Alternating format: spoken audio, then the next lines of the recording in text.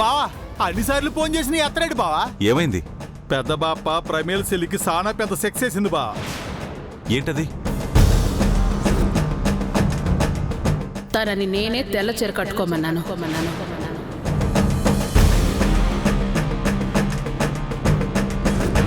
తన తలరాత ఏంటో తనకు మర్చిపోకుండా గుర్తుండడానికి.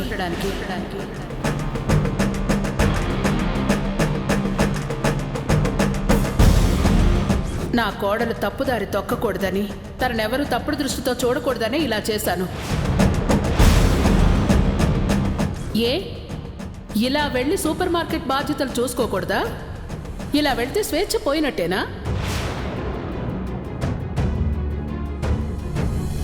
నేనే తనని స్వయంగా తీసుకెళ్ళి తనతో ఉండి తన బాధ్యతల్ని సక్రమంగా నిర్వర్తించేలా చేస్తాను. ఎవరు చెప్పినా వినకుండా సూపర్ మార్కెట్కి తీసుకెళ్ళింది బా. అవునా? పదని వెళ్దాం.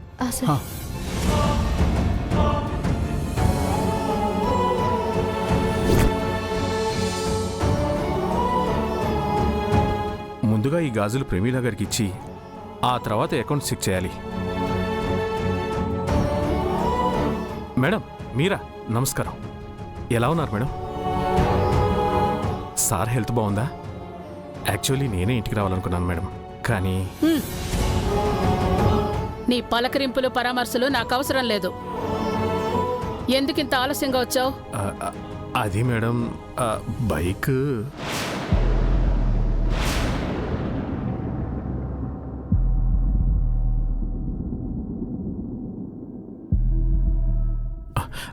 మేడం. ఏంటి మేడం ఇది? మిమ్మల్ని ఇలా చూస్తుంటే మనసుకు చాలా కష్టంగా ఉంది. అయినా నిన్నటి వరకు ఎలా ఉన్నారో అలాగే ఉండొచ్చు కదా. సడన్ గా ఎందుకు ఇలా మారిపోయారు? కార్తిక్ గారు, ఇది నా పర్సనల్ విషయం. మీరు వెళ్ళి మీ పని చూసుకోండి. లేదు మేడం, మీరు ఎందుకో చాలా హర్ట్ అయ్యారనిపిస్తుంది.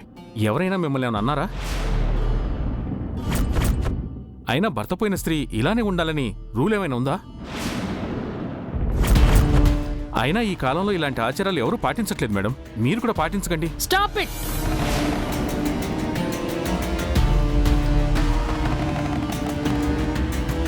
నా కోడలు ఎలా ఉండాలి, ఎలా నడుచుకోవాలనేది నేను నిర్ణయిస్తాను. అయినా తను ఎలా ఉంటే నీకెందుకు? నువ్వు పని చేయడానికి వచ్చావు. నీ పనేదో నువ్వు చూసుకుని నీ దారిన నువ్వు వెళ్ళిపోతే మంచిది. అది కాదు మేడం, లక్షణంగా కనిపించే మేడం గారు ఇలా సర్వం కోల్పోయినట్టు నిస్సహాయంగా కనిపిస్తుంటే చాలా బాధగా ఉంది మేడం. ఓ, తనని అలా చూడటం నీకు బాధగా ఉంటే ఇక్కడ పని మానేసి వెళ్ళిపో. ఎందుకంటే ఇక మీదట తను అలాగే ఉంటుంది, ఉండాలి కూడా. ఏ పాడు కళ్ళు తన మీద పడకూడదు, తనకి ఏ పాడు ఆలోచనలు రాకూడదు. అంటే తను ఇలాగే ఉండి తీరాలి. మేడం మీరు చాలా తప్పుగా కార్తిక్ గారు, వెళ్ళి మీ పని చూసుకోండి, లేదంటే ఇక్కడి నుంచి వెళ్ళిపోండి.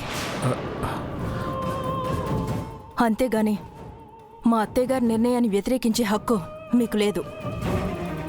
Please mind your own business.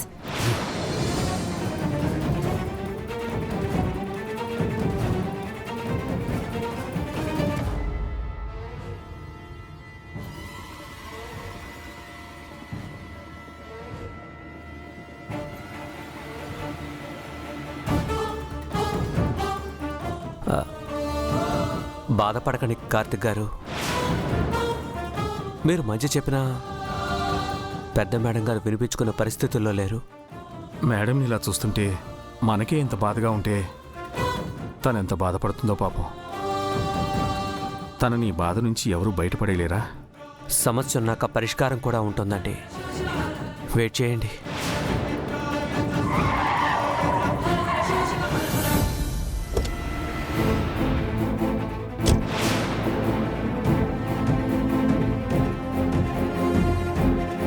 Karthik గారు, అదిగోండి రుద్ర సార్ వచ్చేశారు.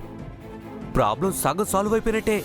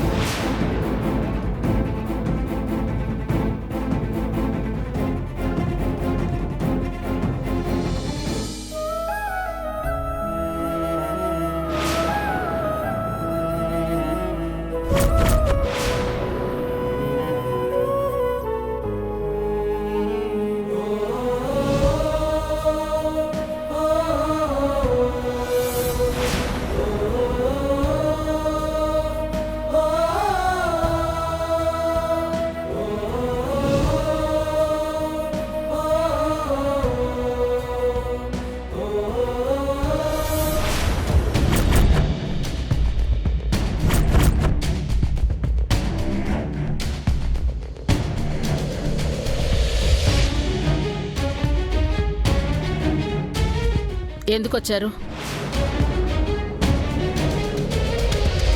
ఓ, మీకు ఇంట్లో జరిగే విషయాలు చేరవేయడానికి మనుషులున్నారు కదా.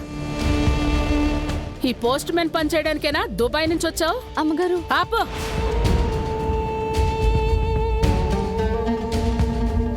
నేను ఎవరేం చెప్పినా వినను. ఇవాటి నుంచి ఇక్కడంతా నా మాట ప్రకారమే జరుగుతుంది.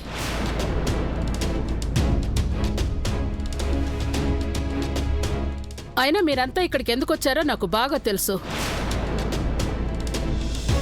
చూడు రుద్ర, నీ భార్యను బాక్సర్ని చేసుకుంటావో ఛాంపియన్ని చేసుకుంటావో అది నీ ఇష్టం. అందులో నేను జోక్యం చేసుకోను. అదే విధంగా నా కోడల విషయంలో కూడా మీరెవ్వరూ జోక్యం చేసుకోకూడదు.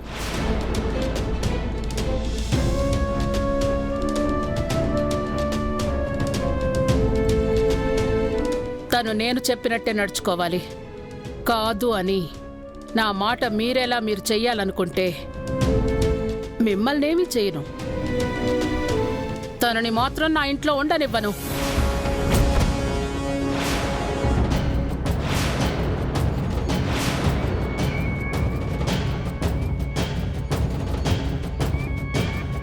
కట్టుబట్టలతో బయటికి గెంటేస్తాను.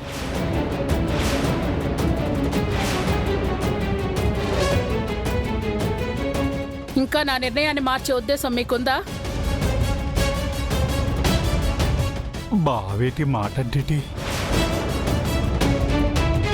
చెప్పండి సార్, ఆవిడ చేసింది తప్పని చెప్పండి.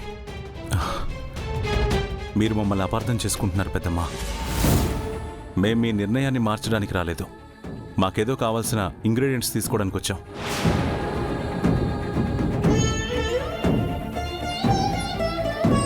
గంగా, డైట్ సెక్షన్లోకి వెళ్ళి నీకు కావాల్సిన ఐటమ్స్ తీసుకో. ఎస్పెషల్లీ ఓట్స్ మర్చిపోకు. సార్. వెళ్ళు.